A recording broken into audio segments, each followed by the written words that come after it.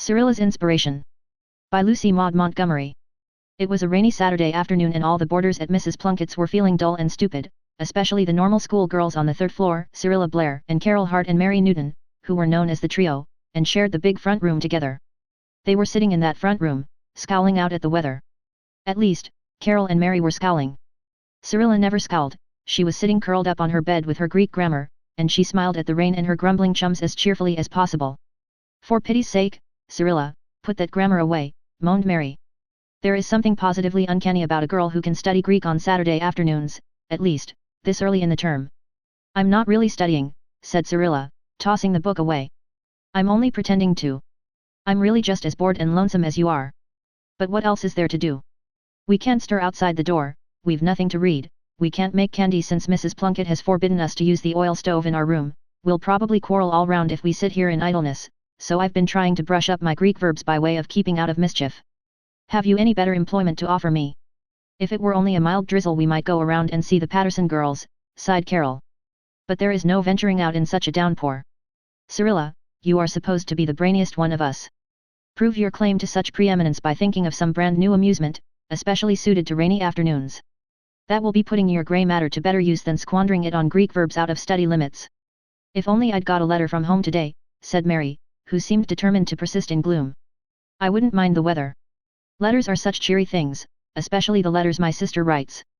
They're so full of fun and nice little news. The reading of one cheers me up for the day. Cyrilla Blair, what is the matter? You nearly frightened me to death. Cyrilla had bounded from her bed to the center of the floor, waving her Greek grammar wildly in the air. Girls, I have an inspiration! She exclaimed. Good. Let's hear it, said Carol. Let's write letters, rainy day letters, to everyone in the house, said Cyrilla. You may depend all the rest of the folks under Mrs. Plunkett's hospitable roof are feeling more or less blue and lonely too, as well as ourselves. Let's write them the jolliest, nicest letters we can compose and get Nora Jane to take them to their rooms. There's that pale little sewing girl, I don't believe she ever gets letters from anybody, and Miss Marshall, I'm sure she doesn't, and poor old Mrs. Johnson, whose only son died last month, and the new music teacher who came yesterday, a letter of welcome to her, and old Mr. Grant, yes, and Mrs. Plunkett too, thanking her for all her kindness to us. You knew she has been awfully nice to us in spite of the oil stove case. That's 6, 2 apiece. Let's do it, girls. Cyrilla's sudden enthusiasm for her plan infected the others. It's a nice idea, said Mary, brightening up. But who's to write to whom? I'm willing to take anybody but Miss Marshall. I couldn't write a line to her to save my life. She'd be horrified at anything funny or jokey and our letters will have to be mainly nonsense, nonsense of the best brand, to be sure, but still nonsense. Better leave Miss Marshall out, suggested Carol. You know she disapproves of us anyhow. She'd probably resent a letter of the sort, thinking we were trying to play some kind of joke on her. It would never do to leave her out, said Cyrilla decisively. Of course, she's a bit queer and unamiable, but, girls, think of 30 years of boarding house life, even with the best of Plunketts. Wouldn't that sour anybody? You know it would.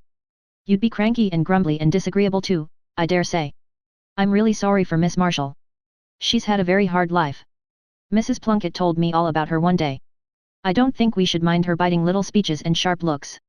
And anyway, even if she is really as disagreeable as she sometimes seems to be, why, it must make it all the harder for her, don't you think? So she needs a letter most of all. I'll write to her, since it's my suggestion. We'll draw lots for the others. Besides Miss Marshall, the new music teacher fell to Cyrilla's share. Mary drew Mrs. Plunkett and the dressmaker, and Carol drew Mrs. Johnson and old Mr. Grant.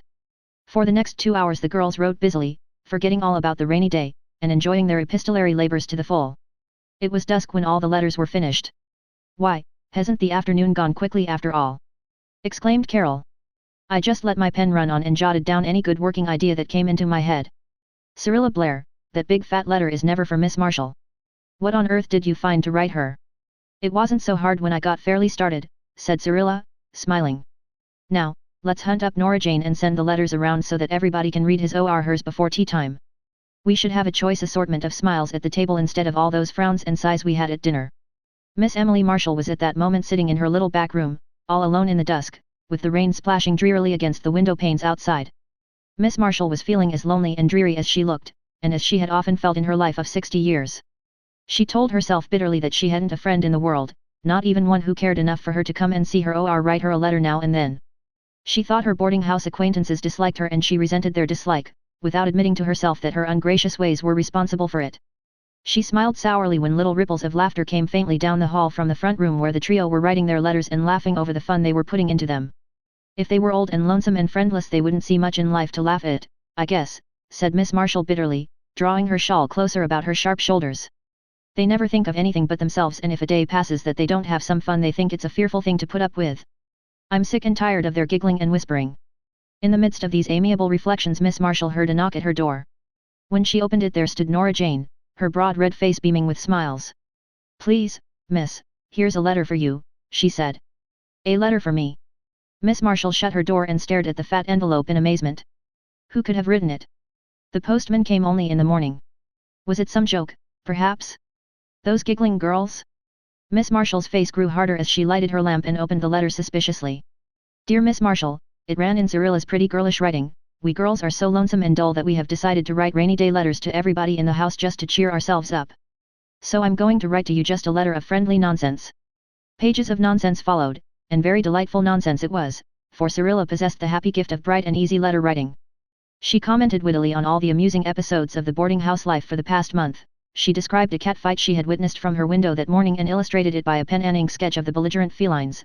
She described a lovely new dress her mother had sent her from home and told all about the class party to which she had worn it. She gave an account of her vacation camping trip to the mountains and pasted on one page a number of small snapshots taken during the outing. She copied a joke she had read in the paper that morning and discussed the serial story in the boarding house magazine which all the boarders were reading. She wrote out the directions for a new crocheted tidy her sister had made. Miss Marshall had a mania for crocheting, and she finally wound up with all the goodwill and good wishes that Nora Jane will consent to carry from your friend, Cyrilla Blair. Before Miss Marshall had finished reading that letter she had cried 3 times and laughed times past counting.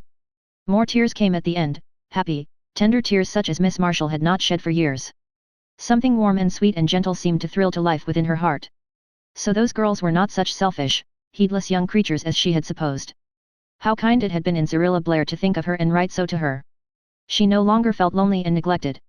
Her whole somber world had been brightened to sunshine by that merry friendly letter. Mrs. Plunkett's table was surrounded by a ring of smiling faces that night. Everybody seemed in good spirits in spite of the weather. The pale little dressmaker, who had hardly uttered a word since her arrival a week before, talked and laughed quite merrily and girlishly, thanking Cyrilla unreservedly for her jolly letter. Old Mr. Grant did not grumble once about the rain or the food or his rheumatism, and he told Carol that she might be a good letter writer in time if she looked after her grammar more carefully, which, from Mr. Grant, was high praise. All the others declared that they were delighted with their letters, all except Miss Marshall. She said nothing, but later on, when Cyrilla was going upstairs, she met Miss Marshall in the shadows of the second landing. My dear, said Miss Marshall gently, I want to thank you for your letter. I don't think you can realize just what it has meant to me. I was so lonely and tired and discouraged. It hardened me right up. I know you have thought me a cross and disagreeable person. I'm afraid I have been, too. But, I shall try to be less so in future. If I can't succeed all at once, don't mind me, because, under it all, I shall always be your friend. And I mean to keep your letter and read it over every time I feel myself getting bitter and hard again. Dear Miss Marshall, I'm so glad you liked it, said Cyrilla frankly. We're all your friends and would be glad to be chummy with you. Only we thought perhaps we bothered you with our nonsense. Come and see me sometimes, said Miss Marshall with a smile. I'll try to be chummy, perhaps I'm not yet too old to learn the secret of friendliness. Your letter has made me think that I have missed much in shutting all young life out from mine as I have done. I want to reform in this respect if I can. When Cyrilla reached the front room she found Mrs. Plunkett there. I've just dropped in, Miss Blair, said that worthy woman, to say that I dunno as I mind your making candy once in a while if you want to. Only do be careful not to set the place on fire. Please be particularly careful not to set it on fire. We'll try, promised Cyrilla with dancing eyes. When the door closed behind Mrs. Plunkett the 3 girls looked at each other.